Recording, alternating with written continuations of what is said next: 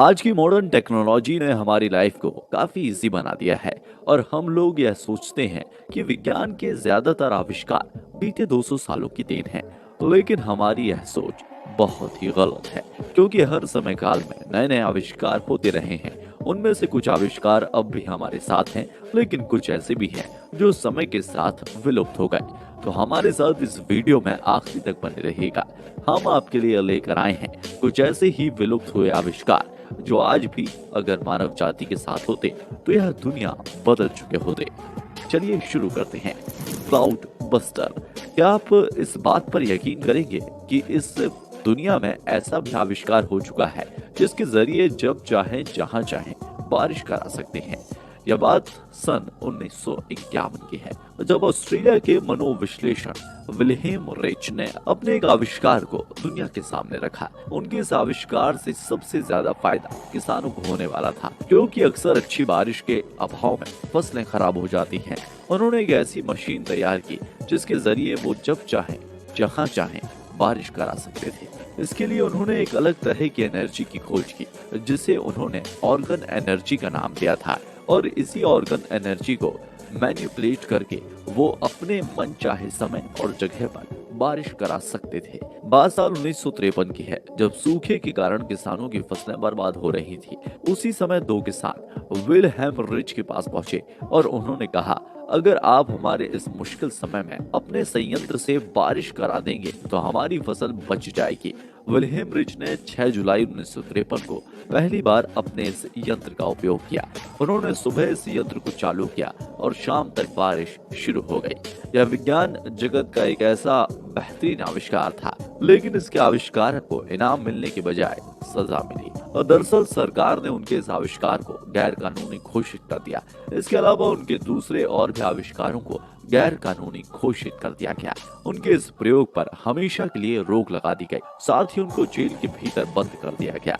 Jail में रहते हुए ही उन्होंने अपने जीवन की आखिरी सांस ली और इसके बाद उनके इस यंत्र को नष्ट कर दिया गया। अमेरिका के रेंजली शहर में आज भी इस यंत्र के अवशेष देखे जा सकते हैं।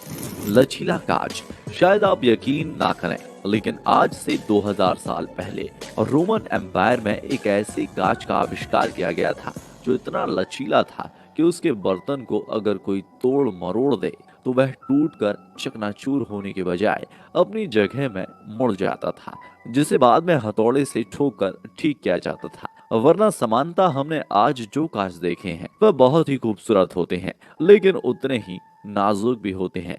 जरा सी चोट से टूट कर चकनाचूर हो जाते हैं। लेकिन उसके द्वारा बनाया गया यह कांच इतना फ्लेक्सिबल था कि इस कांच के बर्तन को जिस जगह से दबाया जाता वो वहां से मुड़ जाता था, फिर वापस उस कांच को सीधा कर सकते थे। जिस आदमी ने वह कांच बनाया था वो उस कांच का कटोरा लेकर रोमन किंग टाइबेरियस सीजर के पास पहुंचा और उसने राजा को वो कांच का कटोरा भेंट किया और उसने कहा कि इस कांच को दुनिया में कोई भी नहीं तोड़ सकता। राजा ने उसकी बात सुनी और उस कांच को तोड़ने की कोशिश की, लेकिन वह कांच टूटने की बजाय अपनी जगह से मुड़ गया, जिसे बाद में हथौड़े की सहायता से उसने दोबारा कटोरे की शक्ल दे दी। फाइनली कांच का कटोरा नहीं टूटा। राजा यह सब देखकर हैरान हुआ। उसने पूछा कि तुम्हारे अलावा और कौन कौन यह कांच बनाना जानता है। तो उसने कहा कि मेरे अलावा दुनिया में इस तरह के कांच को बनाना और कोई नहीं जानता। उसका इतना ही कहना था कि राजा ने उस आदमी को मौत की सजा सुना दी, क्योंकि राजा को लगा कि अगर इस तरह का कांच का चलन आ गया तो सोने और चांदी की वैल्यू कम हो जाएगी। इसलिए राजा ने उस आदमी को मौत के घाट उतार दिया। इस तरह उस कांच का आविष्कार उस व्यक्ति के साथ ही चला गया और फ्लेक्सिबल ग्लास का रहस्य आज भी बरकरार है। डेथ रे। विज्ञान के इस दौर में निकोला टेस्ला को सभी जानते हैं, जिन्होंने अपने जीवन काल में बहुत से ऐसे आविष्कार किए जिन्हें हम आज भी अपने जीवन में इस्तेमाल कर रहे हैं। वह एक साइबेरियाई अमेरिकी वैज्ञानिक थे और दुनिया के महानतम वैज्ञानिकों में गिने जाने वाले निकोला टेस्ला ने बहुत बड़े बड़े आविष्कार किए। उनके कुछ आविष्कार ऐसे भी हैं जो दुनिया के सामने नहीं आए और उनके साथ ही उन आविष्कारों की इंफॉर्मेशन भी चली गई। यह बेसिकली ऐसा यंत्र था जो इलेक्ट्रोमैग्नेटिक बीम क्रिएट करता था और इस हथियार की मदद से आसमान में उड़ रहे विमानों को आसानी से गिराया जा सकता था। यह बहुत ही खतरनाक हथियार था जो अगर किसी देश के पास हो तो उसे युद्ध में हरा पाना बड़ा मुश्किल हो जाता, क्योंकि वह उस देश की वायुसेना को नष्ट करने की क्षमता रखता था। लेकिन टेस्ला अपने इस आविष्कार को कभी भी पूरा नहीं कर पाए। पैसों की कमी थी और उन्हें कोई ऐसा व्यक्ति नहीं मिला जो उनके इस आविष्कार पर पैसा लगा सके। उनकी थ्योरी हमेशा के लिए थ्योरी ही रह गई। उनकी मौत के बाद इस आविष्कार की कहानी भी बंद हो गई। Greek fire. रोमन एम्पायर अपने समय में काफी शक्तिशाली था और उसके काफी दुश्मन भी थे, इसलिए अक्सर युद्ध भी हुआ करते थे।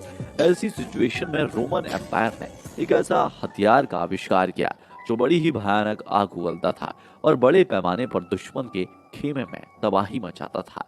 इस आग का इस्तेमाल करके अक्सर रोमन साम्राज्य के सैनिक दुश्मन के जहाजों को नष्ट कर दिया करते थे, उनमें आग लगा दिया करते थे। इस हथियार से निकलने वाली आग की एक खासियत यह थी कि यह पानी मारकर बुझाने से नहीं बुझती थी। इस आग का इस्तेमाल वह अक्सर युद्ध के दौरान किया करते थे, लेकिन आज तक किसी को यह मालूम नहीं हो पाया कि रोमन सैनिक इस आग को किस चीज से पैदा करते थे। आखिर पानी से भी ना बुझने वाली इस आग को वो कैसे पैदा करते थे? इसका रहस्य राजा और उसके करीबी लोगों को मालूम था। इसके अलावा और किसी को भी इस रहस्य की जानकारी नहीं थी, क्योंकि रोमन साम्राज्य के लोग नहीं चाहते थे कि उनके इस हथियार की जानकारी उनके दुश्मनों तक पहुंचे। समय के साथ रोमन साम्राज्य खत्म हो गया और उनके साथ ही इस हथियार की तमाम जानकारी और तकनीक भी समाप्त हो गई। आज कोई नहीं जानता कि आखिर रोमन सैनिक किस तरह उस आग को पैदा करते थे।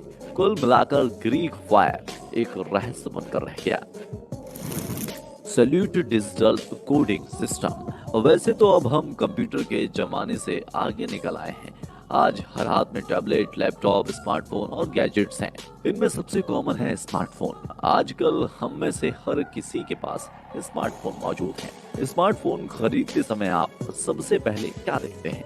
उसकी रैम और स्टोरेज कैपेसिटी कितनी है, क्योंकि स्मार्टफोन में जितनी ज्यादा रैम होगी वह उतना ही अच्छा और स्मार्ट वर्क करेगा, और स्टोरेज कैपेसिटी जितनी ज्यादा होगी उसके अकॉर्डिंग ही हम उसमें अपना डाटा स्टोर कर सकते हैं। लेकिन यह बात भी सही है कि स्टोरेज कैपेसिटी कितनी भी ज्यादा क्यों ना हो, यूज करते करते एक ना एक दिन स्मार्टफोन की मेमोरी वैसे भी फुल हो जाती है। ऐसी सिचुएशन से निपटने के लिए हमारे पास अब तक कोई भी सॉल्यूशन मौजूद नहीं है। लेकिन आज से 25 साल पहले, यानी कि साल 1995 में, नीदरलैंड के एक इलेक्ट्रिकल इंजीनियर जेम्स सैल्यूट ने डाटा कंप्रेशन की एक ऐसी तकनीक विकसित की थी जो 128 जीबी के डेटा को 4 जीबी के फोन में स्टोर कर सकती थी। एक हाई क्वालिटी मूवी को कुछ केबी में स्टोर कर सकती थी।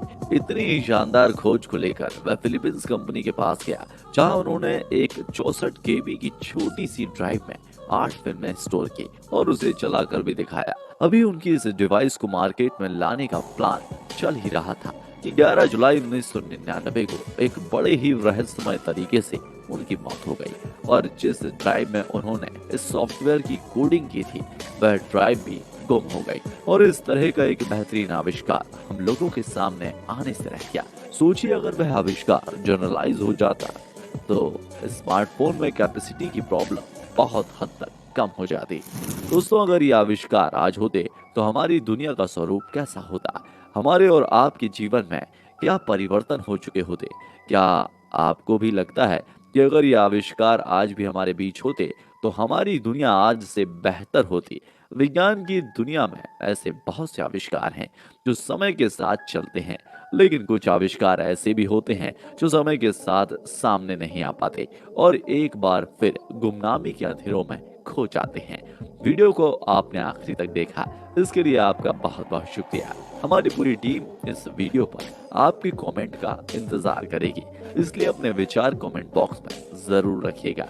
हम फिर मिलेंगे एक नए वीडियो में, तब तक के लिए जय हिंद, जय भारत, वंदे मातरम।